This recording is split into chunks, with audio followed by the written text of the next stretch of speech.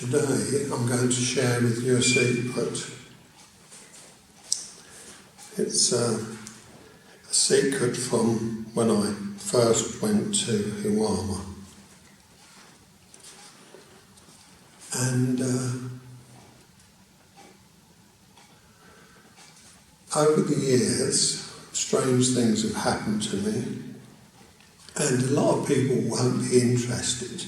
If you've been interested in the meditation and visualization films that I'm making here in the dojo, then perhaps a minority of people out there would like to develop their intuition, gut feeling, spiritual awakening. We can trance vision. We can put all these names to it. But whether I have a vivid imagination or not, whether you do, listening to me,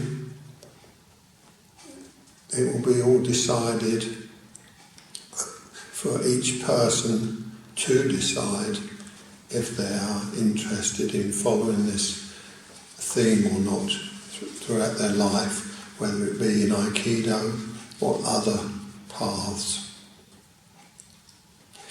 I call it the house, the small wooden structure on the showman. And the showman means showmen, means at the front, and it's the head of the room, we'll say. It's the head of the dojo. It's the front and the head of the dojo. So it's the showman. So when striking in Aikido, and we say shomanuchi ikkyo for argument's sake, it means you're striking to the front of their head. I'm sure many of you know this already. I can't remember the cost of the house, but you can get them, I think, starting at round about the £300. I bought the whole set, and you can choose what size vases, what size dishes, pots, but an average set nowadays,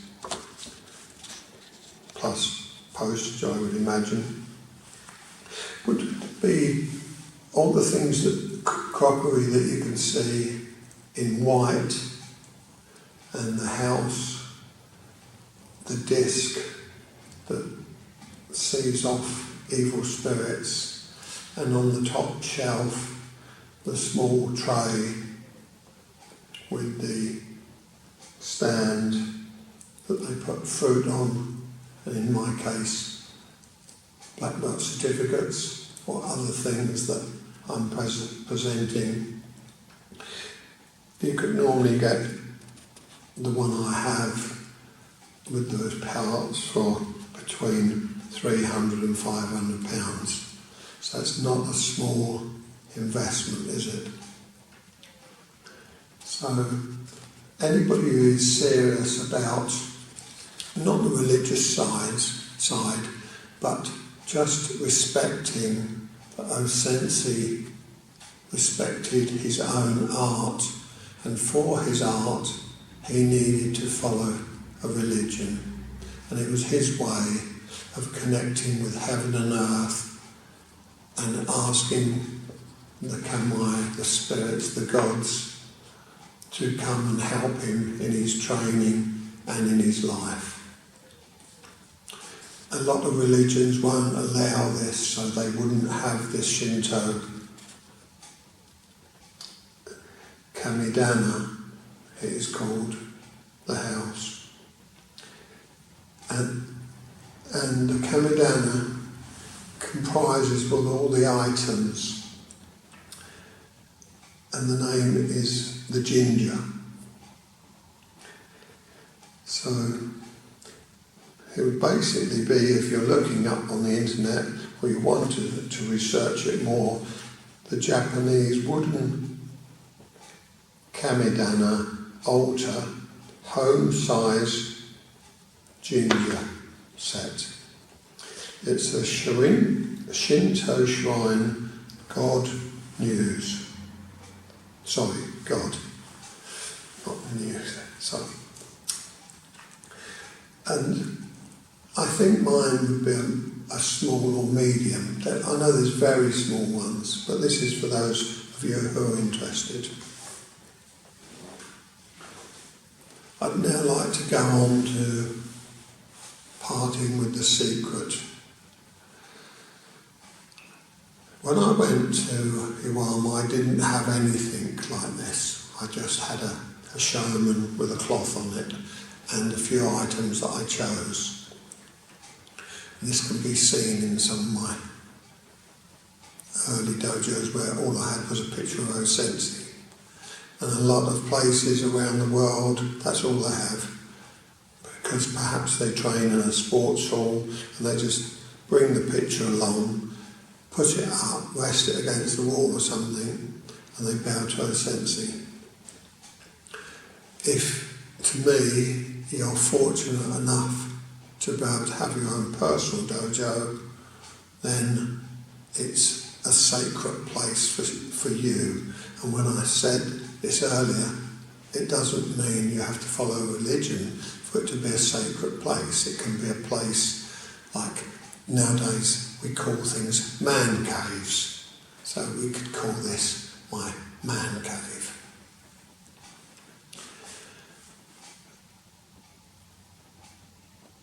My first trip to Iwama, I was looking forward to it.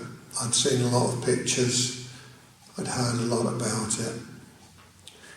I arrived, I trained in the dojo, viewed O-Sensei's very small room where he lived with his wife, his modern toilet, what you'd call a European toilet, almost a size too small to get into, his library, small kitchen that's not used now only for resting the uchi-deshi in the afternoons when it's hot, we can sleep in there. And across the road, across the yard, there's a sort of a very basic, boring unit been built where the deshi all eat, and it can accommodate quite a few. I don't know, I say quite a few. I'm going to guess 20 people, perhaps more. At the end of it, there's a sliding door, and it takes you into where you can have a shower, very, very basic, and a washing machine. You're only allowed to use the washing machine at certain times, and the shower is not what you would class of much use, apart from it will give you water and you can wash yourself. The yard is very nice to walk around. If you get up at 5 a.m. in the morning and the air is still, and you can just have your own thoughts. So to me, when no one's around Iwama in the morning and very late after 10 o'clock in the evenings, if you ever go there, that is the time to find yourself, just have your thoughts, just look around. I'm going to be rude here and say there's nothing special apart from the glory and the excitement of you actually being in O-Sensei's grounds and where he spent many years developing the art of Aikido.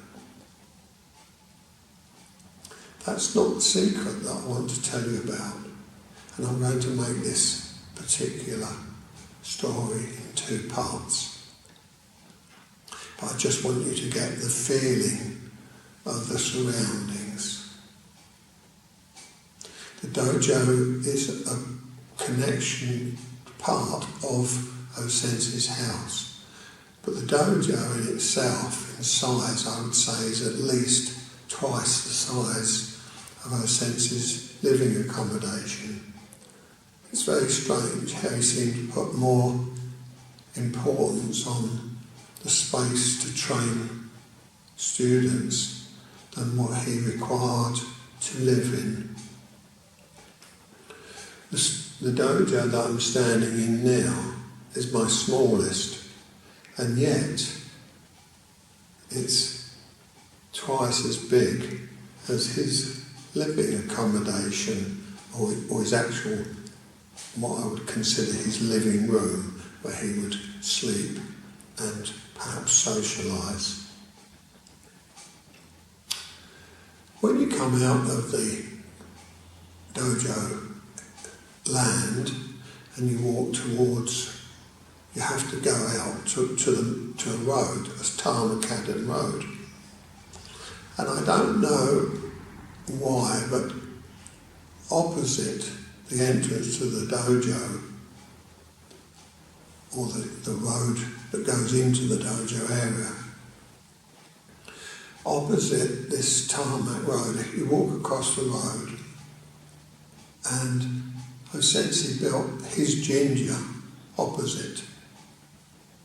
He built some very strange structures, and they're enclosed behind a wooden fence, and there are pictures out there so you can see them. And I wonder what went through his mind when he built these strange wooden structures. Are they works of art? I've no idea. To me, I wasn't impressed. But I still wondered why he built what he did, why he placed them where he did, and I'm sure the Japanese will know far more than I do, and perhaps one day I will find the answers to this. The next section of the film is going to be my secret, what I gained from it, and what I've held to this day and will to the end of my days. Something very profound, that I hope you will find interesting. Thank you for your time so far in this series of meditation, visualization and trance work for those wishing to find a deeper understanding of self and a connection between this world and the spirit world.